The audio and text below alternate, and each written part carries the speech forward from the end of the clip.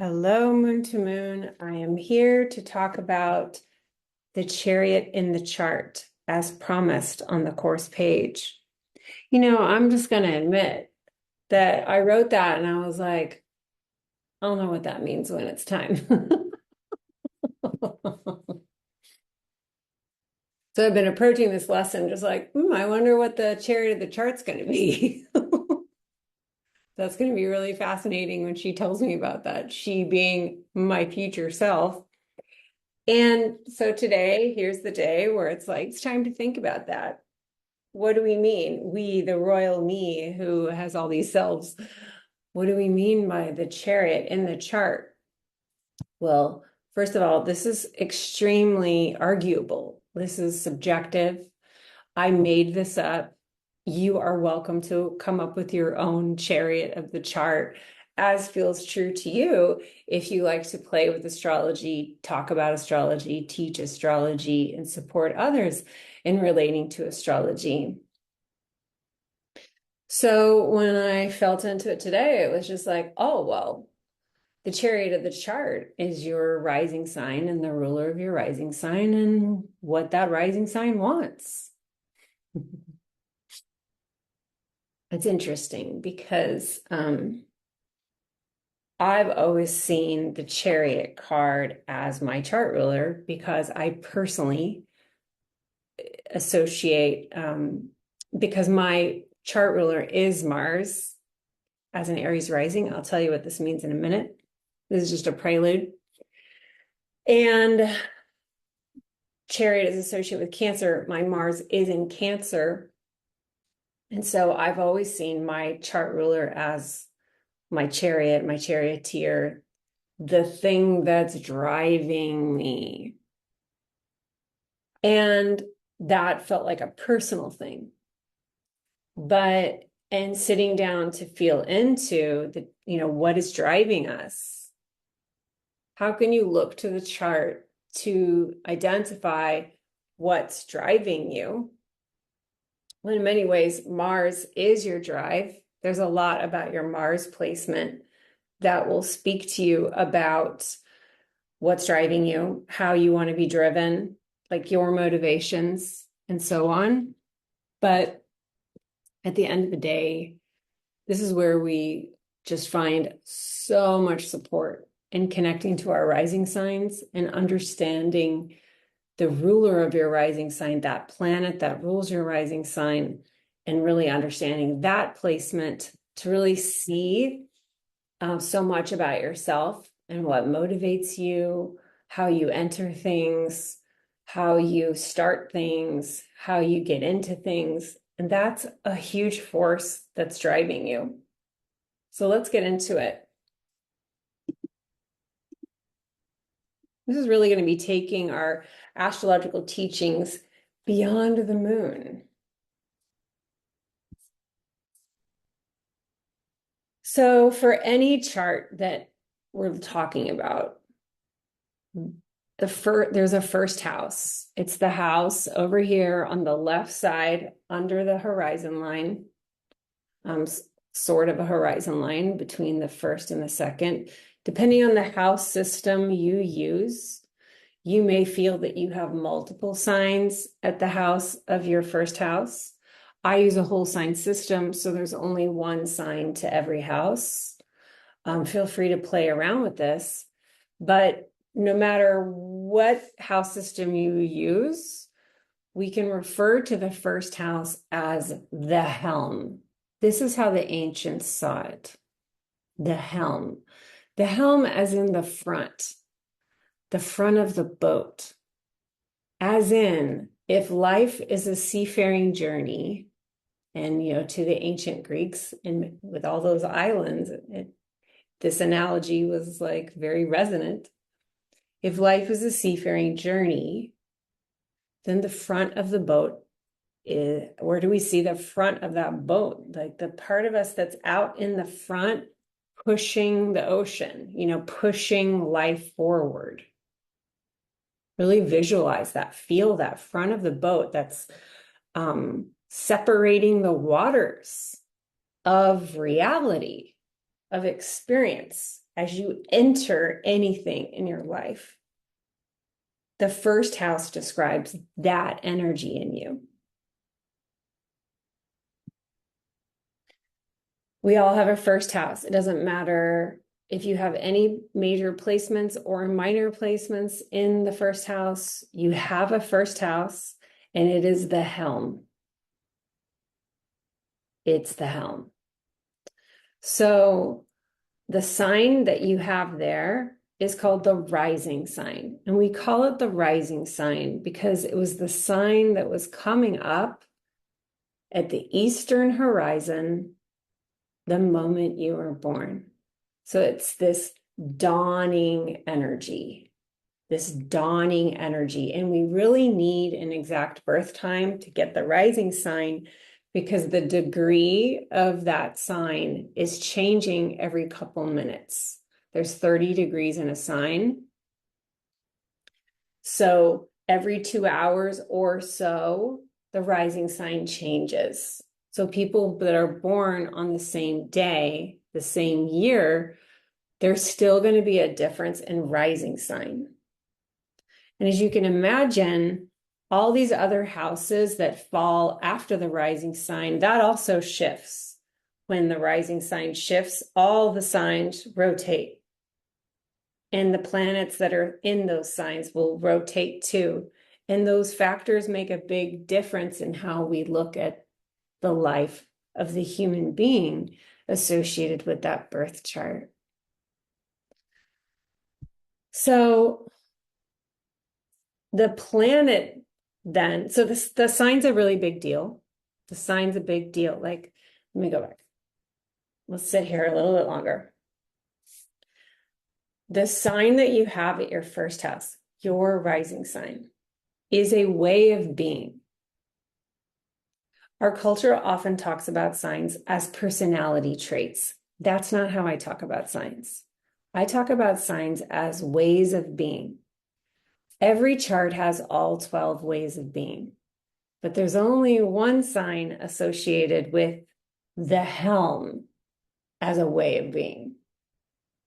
A way of being that describes the helm, rather. Unless, of course, you use a different house system and you may have multiple, but I'm speaking from my place as someone who uses whole sign system. So what I always advise clients and human beings who come and talk about charts with me, my students, rising signs are a really big deal. It's really important to feel connected to the way of being. It's a way of being that is that sign, because that is the helm for you. That is the front of your boat. That's out front, interfacing as you are moving, right? You're moving and you're interfacing with the environment. That's the energy that contacts, that makes contacts with whatever you're encountering. So the way I've always said it is that then when you know this, you can turn towards, give your attention to building a relationship with the expression of that way of being that feels empowering, that feels skillful, that feels like pleasurable, that feels soothing, it feels good, which is going to mean confronting any ways in which you shame that sign. So this is a primary sign to unshame.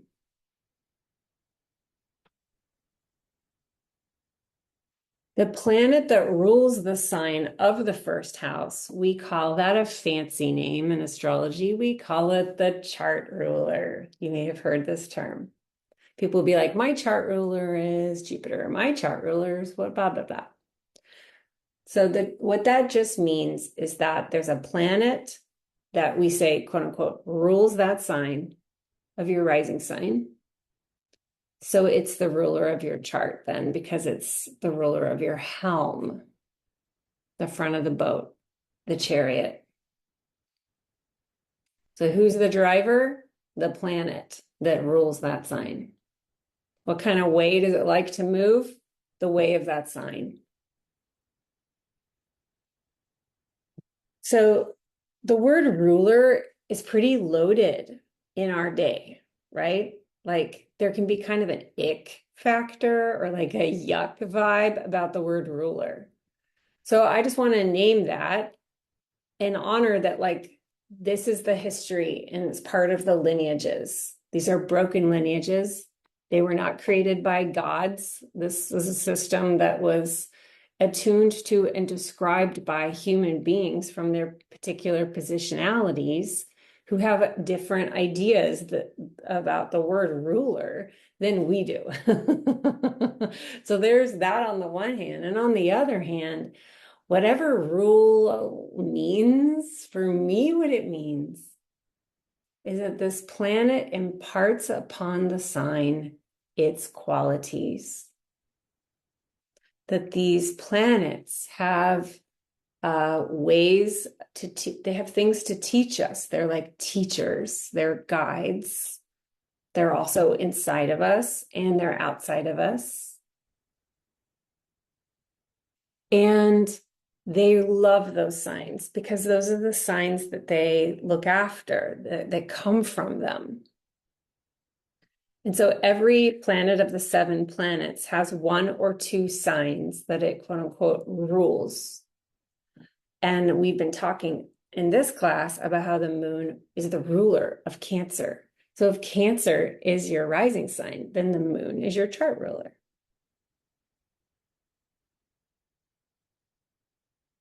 So the placement of your chart ruler by sign and house will point you to your we'll point you to your primary charioteer, your chart ruler. Okay, so wherever here's the houses again with all the significations. These are just very basic. They mean so much more than just the words listed here.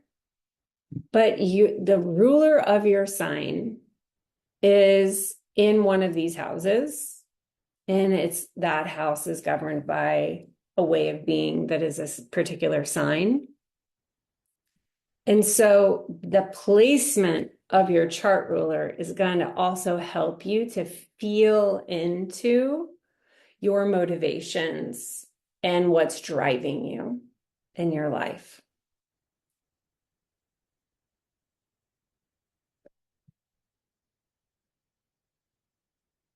So some things to wonder about. And here I'm sharing my own chart just to give an example. Here you can see that I'm Aries rising. So the ruler of Aries is Mars. Mars rules Aries and Mars rules Scorpio. So then we go, okay, where is my Mars? So my Mars is here in Cancer and it's in the 4th house. This is pictured from a whole sign system, but my chart, my Mars doesn't change depending on the house system. It's always in Cancer and always in the 4th house. The signs don't change anyway by house system. It's just the houses. So some things to wonder about is like, what's my chart ruler's relationship to the sign? And this is a little bit more advanced. If you're a brand new beginner, you may have never heard of the concept of essential dignities. The dignities have to do with the sign being the ruler or being very welcome if that planet rules the sign or is in a sign that it's very comfortable, we call that exalted, then it's like very like full of its gifts because it's in its own sign. And then the reverse, if it's in the sign opposite a sign that it rules or that it's exalted in, we say that it's in detriment or that it's in fall. All you have to do is Google essential dignities if you want to start diving down this rabbit hole. Just be careful because there's a lot of scary shame language that can come into the way astrologers talk about essential dignities. I personally am a human being with a lot of planets in detriment and fall, including my chart ruler, because Mars is exalted in Capricorn, which means it's in its fall in Cancer. So my chart ruler is in its fall, we would say, in Cancer. But it's really helpful to me to be aware of that because it honors what has been difficult about my relationship to Mars across my life. So I like to hold in one hand that there are loving ways we can talk about essential dignities and honor that like some of the language is unfortunate and scary. I like honoring the ways in which life sometimes feels hard. And I like speaking these truths so that we can begin to help ourselves. So that's why I'm a huge, huge fan of essential dignities. It's a beautiful, beautiful rabbit hole that we're not going to keep going in, but you can go there. It's fun. So it can be helpful to discover what is my chart ruler's relationship to a sign. Your chart ruler may not be in a sign that it rules, where it's exalted, where it's a detriment, or it's in fall. And then it's just a neutral situation. Like Mars in Leo is not in detriment, fall, exalted, or in rulership. There's an affinity there because Mars tends to be hot and fiery, and so is Leo. So there is a kind of gelling. But you can also feel into like, what's that planet kind of like? And is it anything like that sign? And you can start to feel into, try not to think about it too much, feel into what that might be like. Another thing you can ask yourself is, and you're noting the house. I said that in the slide before. It's like, what kind of house is this for Mars? You know, for me, I have Mars in private self, living space, home, psychological foundations from parents, lineage, roots, land. It sounds kind of like a emotional and psychological place for Mars to be. And it is. So it's like, what is it like? I wonder, feeling into the body. What is this like for this planet to be in this house? Remember, you can only ever know it partially at any moment. You're not going to ever know the whole meaning of your chart ruler placement. You can wonder, does my chart ruler have an aspect to another planet? We've talked about aspects in the last sun and moon teaching. So I can see here, and you can see whatever system that you're using, if there's these different angles between planets. And Mars has a lot of angles for me. Mars is talking to Pluto. Mars is talking to Uranus. Mars is talking to my moon. Mars is talking to my Pisces planets. So Mars is very active in relationship to the other planets in my chart. And that is also going to be a factor in how I feel into like what this Mars cares about. What's it doing? Well, it is doing a lot of collaborating. You know, Mars isn't super interested in like agreeing with everything, kind of a collaborating. Mars is going to be more of like, I'm going to challenge you. I'm going to challenge you. Is that really the whole meaning? Maybe we could go deeper there. You know, so my Mars is like making parts of me get more pointed that might not naturally be as pointed as Mars is. And I like that because it's part of my truth speech, but that hasn't always been easy for me.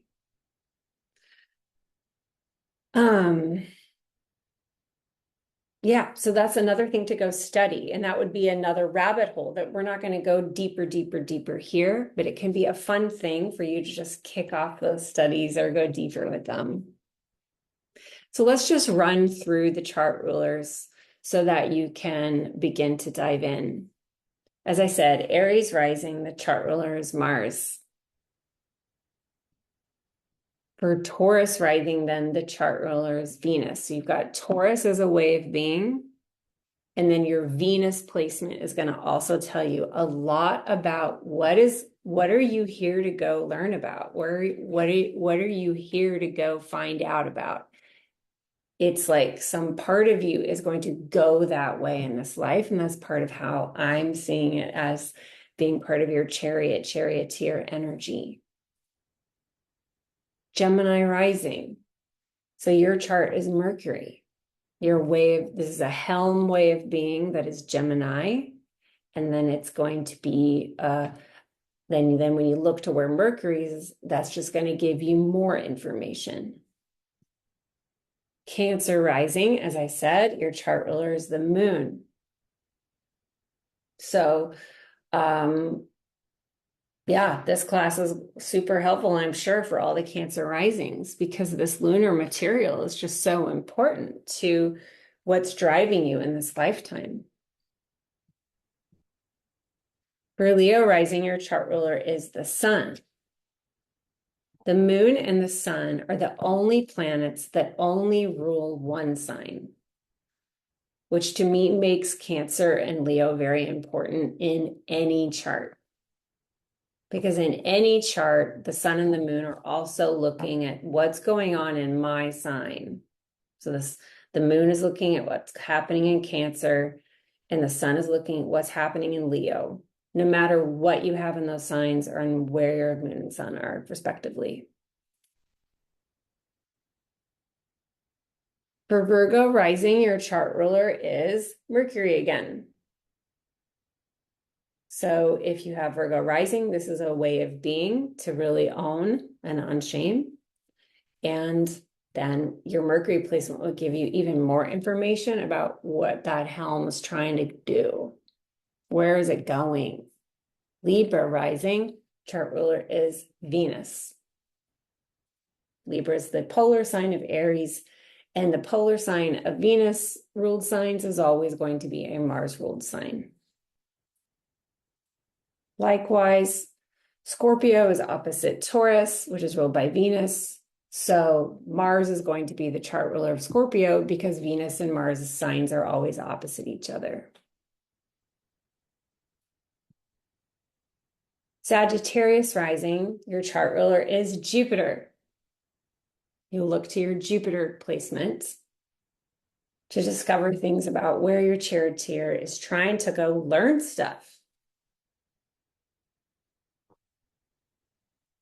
For Capricorn rising, your chart ruler is Saturn. We've talked about Capricorn in this class because Capricorn is opposite the moon. Capricorn is opposite Cancer, and Cancer is ruled by the moon, and the moon is our patron of this class. So your Saturn placement is going to be really, really, really important for you if you're a Capricorn rising. Likewise, if you're Aquarius rising, your chart ruler is also Saturn, because Saturn rules the signs opposite the luminaries, the sun and the moon. This is important. These designs are on purpose. They're meaningful. So it has to be Saturn that's opposite the signs of the sun and the sign of the moon, because Saturn is also so important at holding this whole thing as like the planet we associate with limits. The last of the visible planets, according to the ancient world. And finally, Pisces rising, the chart ruler is Jupiter again. Jupiter signs are always opposite Mercury signs. So Virgo, Mercury sign is opposite Jupiter sign of Pisces.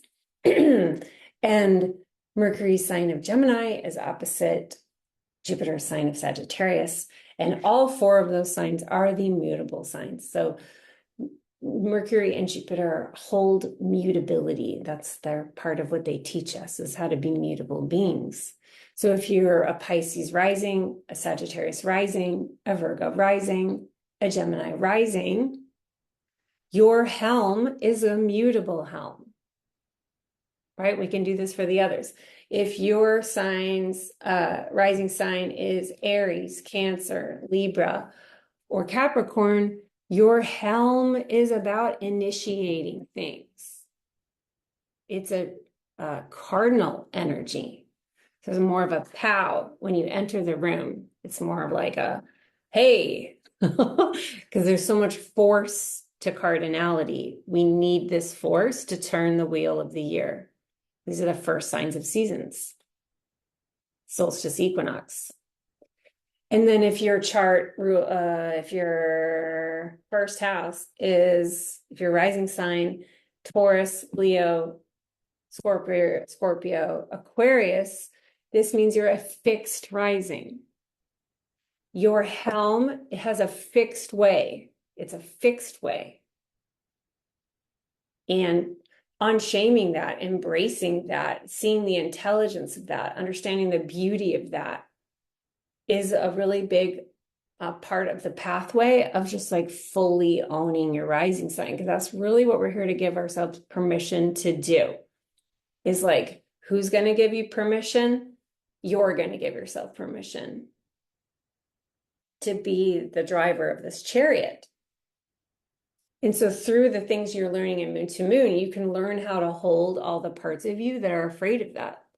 For me, learning to like hold this frequency of Aries, just like that's very forceful fire energy. For someone who has been socialized the way I have been socialized here in the South, inside of a female femme body, with a lot of conditioning around not upsetting people, you know? And so I create Moon to Moon to help me understand this like vast skill set to support me in holding my helm the way that the planets have assigned me to hold it. So I hope that that is supportive to you and hope that you've enjoyed going there with me. And I hope you enjoy continuing to go there as you continue to learn things, practice, dive deeper, and explore living what you're learning about here. Thank you so much. And this completes our phase 2. I will see you besides, I'll see you in phase 3. Thank you so much.